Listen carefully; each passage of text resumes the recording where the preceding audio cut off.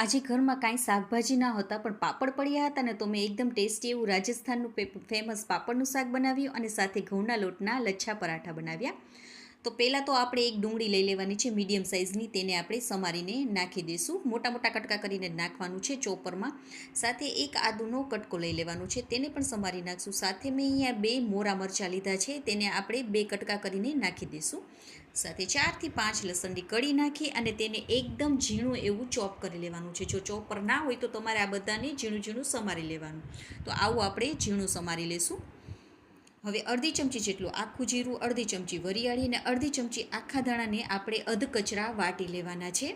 તો આવી રીતે અધકચરા વાટી લેવાના. હવે 1 કપ જેટલું આપણે મોરું દહીં લઈ લેવાનું છે. તેમાં આપણે હળદર, લાલ મરચાંનો પાવડર, સાથે ધાણા જીરુંનો પાવડર, અડધી ચમચી જેટલો ગરમ મસાલો અને 1 ચમચી કસૂરી મેથી નાખી દઈશું. બધાને મિક્સ કરી લેવાનું છે ને દહીંને આપણે એકદમ સરસ એવું ફેટી લેવાનું છે, એક રસ કરી લેવાનું છે.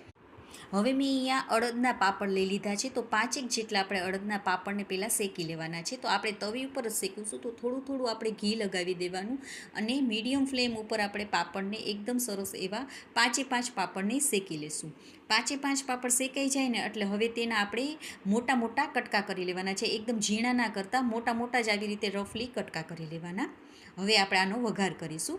તો મેં અહીંયા 2 ચમચી જેટલું ઘી લઈ લીધું છે, પણ ઘીથી જ વધારે સરસ લાગશે આ શાક. પણ જો તમે તેલનો ઉપયોગ કરવો હોય તો પણ તમે કરી શકો છો. હવે આપણે જે મસાલાને અધકચરા વાટેલા હતા ને તે નાખી દેવાનું, થોડી હિંગ અને 1 સૂકું લાલ મરચું નાખી દઈશું અને ઝીણી સમારેલું જે આપણે ડુંગળી લસણને કરેલું હતું ને તે નાખી દેવાનું. ડુંગળી સતળાઈ જાય એટલે આપણે દહીં નાખી દઈશું.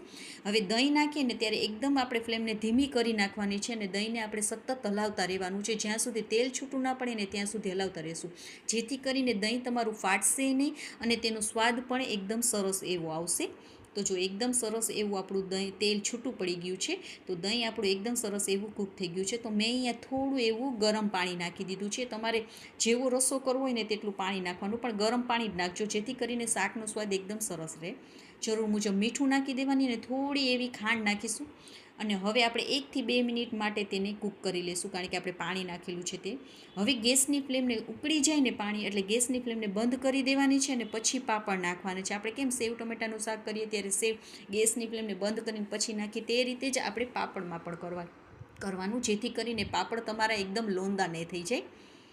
તો જો આપણું પાપડનું શાક તૈયાર થઈ ગયું છે, એકદમ ટેસ્ટી લાગે છે. તો તમે પણ એકવાર જરૂરથી ટ્રાય કરજો. કાંઈ પણ શાકભાજી ના હોય ને તો આ પાપડનું શાક ખાવાની ખૂબ જ મજા આવે છે. ઉપરથી થોડી કોથમીરને સ્પ્રિંકલ કરી દઈશું.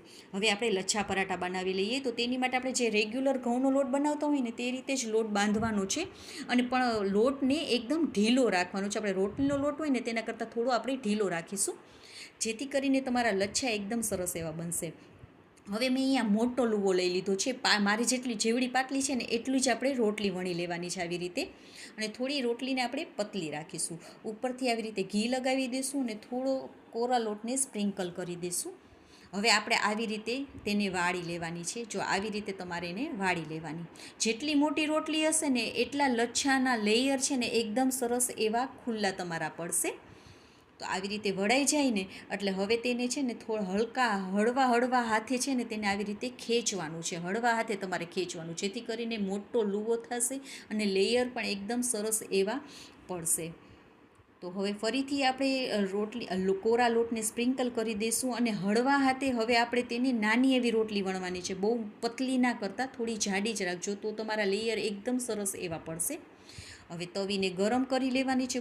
પછી હવે ગેસની ફ્લેમને એકદમ મીડિયમ કરી નાખવાની છે. એક સાઈડથી ચડી જાય ને એટલે હવે એ ફેરવી નાખવાની, અને બંને સાઈડ તમારે ઘી અથવા તેલ લગાવી દેવાનું છે આવી રીતે, અને બંને સાઈડ હળવા હાથે તમારે આવી રીતે દબાવવાનું, બહુ પ્રેસ નહીં, વજન નહીં દેવાનું. તો એકદમ સરસ એવા જુઓ તમારા લેયર પણ ખુલીને બહાર આવી ગયા છે ને એકદમ સરસ થાય છે આ લચ્છા પરાઠા. તો તમે પણ જરૂરથી ટ્રાય કરજો.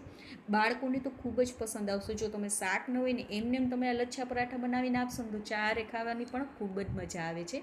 તો ઘઉંના લોટના આપણા આ લચ્છા પરાઠા પણ એકદમ સરસ એવા બનીને તૈયાર થઈ ગયા છે. તો છે ને એકદમ ટેસ્ટી એવું આપણું આ રાજસ્થાનનું ફેમસ પાપડનું શાક તૈયાર છે, સાથે લચ્છા પરાઠા, અને સાથે તેની સાથે ડુંગળી, મરચું અને લીંબુ હોય તો ખાવાની ખૂબ જ મજા આવી જાય છે. તો તમે પણ એકવાર જરૂરથી ટ્રાય કરજો. અને હા, જો તમને મારી રેસિપી ગમી હોય તો લાઇક કરજો, મારી ચેનલમાં નવા હોય તો સબસ્ક્રાઈબ કરજો. અને ફેસબુક અને ઇન્સ્ટાગ્રામમાં જોતા હોય તો ફોલો પણ કરજો. ઓકે ફ્રેન્ડ્સ, બાય, જય માતાજી.